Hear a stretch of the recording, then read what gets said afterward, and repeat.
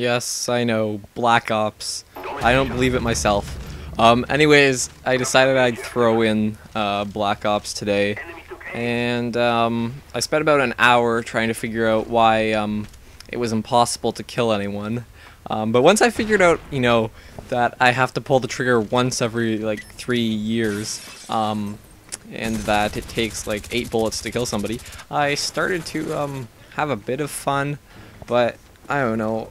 One thing I've noticed about Black Ops is that the matchmaking is actually much more accurate than it is in any of the other Call of Duty series.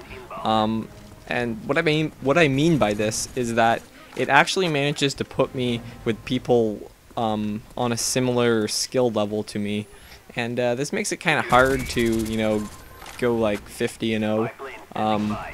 Because everybody's got like FAMASs, and they all have like golden weapons, and everybody's 15th prestige, and this doesn't happen in like Modern Warfare 2. Just something I've noticed. Like the average KD in most of the lobbies I play in now is like 2. So that's not amazing, but it's pretty good for the most part, I guess. But yeah, anyways, I'm using a silenced AUG, and I'm playing Domination on Array. And I actually thought this was Ground War Domination the entire game I was playing it, because I was doing Ground War before, but I switched to Domination, and I kind of like forgot that I switched to Domination, like the second I switched to Domination, so I thought this was Ground War the whole time. And you'll see me killing this like split screen dude who has second chance like every 3 seconds, because he's kind of bad and provides me with a lot of kills, and I quite enjoy that because it makes things really easy for me. Anyways, I wanted to start a series where I give a few tips on just general things that you can do to get better at Call of Duty, not specifically Black Ops or Modern Warfare 2 or COD 4, but Call of Duty in general, because they're all fairly similar. They have a slight difference in that Black Ops is a lot harder to use the weapons, but there's a lot of things that will transfer over between the different games. Anyways, in this video I was going to talk about the maps, and not just playing the maps or whatever, but knowing the maps, knowing the spawns on the maps, knowing how to control the maps, and that sort of thing. As I've said before, there's no simple secret to becoming good at Call of Duty instantly. It's not going to happen, you press X, Y, and Z at the same time and you get, there's no Z button, wait, you press X, Y, and A at the same time and all of a sudden you have super pro-elite skills. No, that doesn't quite work. This is a big fail here. I forgot that it takes like 4 bullets with a pistol in this game. And for some reason, the way the recoil works on the pistol, it's really easy to hit somebody who's standing still. But when they start to bounce side to side like that, it's really hard to hit them. But anyways, to be good at Call of Duty, the simple secret is to play it more often.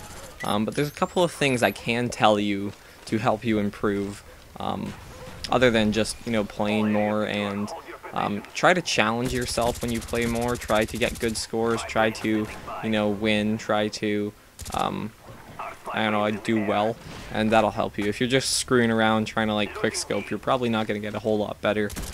So if you play Call of Duty more and try when you play, you're going to end up becoming better. Anyways, knowing the maps is very important to any Call of Duty game.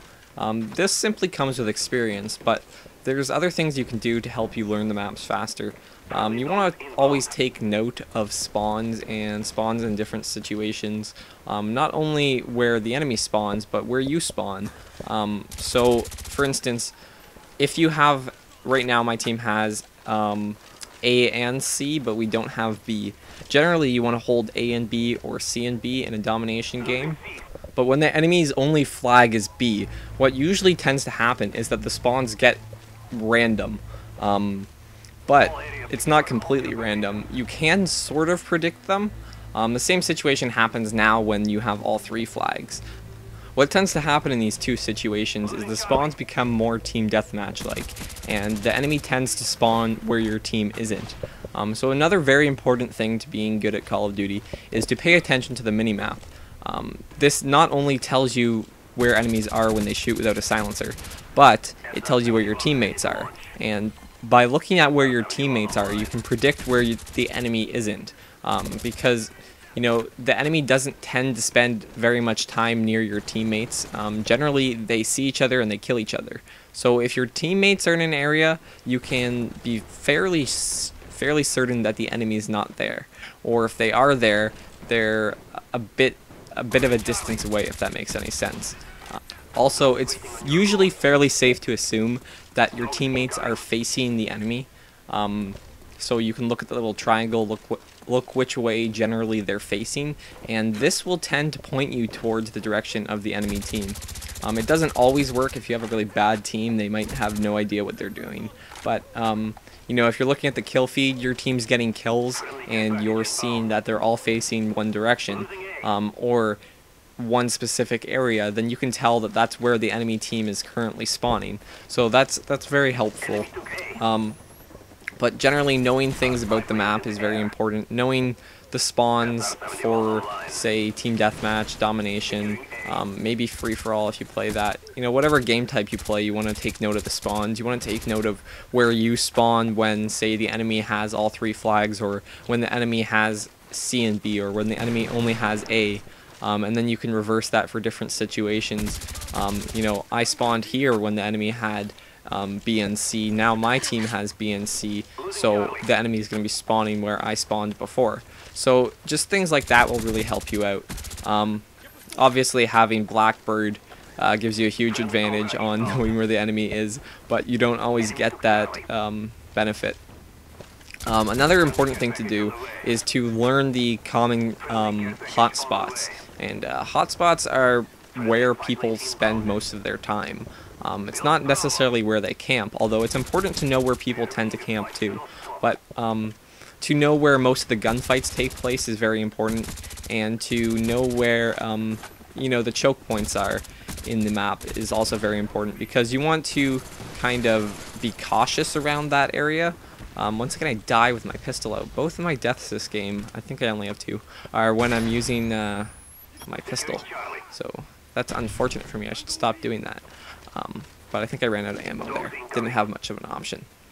You want to avoid rushing into these popular areas, because if there's usually an enemy looking down there, running down there, it's likely that you're going to get killed if you just run in. So you want to use cover and approach the area with caution, and that will help you stay alive more. Once you learn the maps, you can control the spawns and pretty much put the enemy where you want them to be, and kill them there. That's pretty much the point of knowing the map. Once you know the map, you can make the enemy spawn in a certain spot, and then give yourself the advantage, like the high ground or the better cover, and repeatedly kill them, which will help you out a lot. Anyways, that's the end of the game. I went 50-2, but before you go, I have a very important question. Does anybody want to see more Black Ops? I got kind of bored after playing it for like 2 or 3 hours, and I don't really want to play it a whole lot anymore, but if you guys want to see Black Ops gameplay, I can try and force myself to play it, because I'm going to try and do or produce what the viewers want to see. So if you want to see more Black Ops, then please leave a comment below telling me that you want to see more. If not, then I'll go back to Modern Warfare 2, but I was kind of getting a little bored of that. Anyways, thank you for watching my video. Please thumbs up and subscribe if you want to see some more stuff. See you guys later.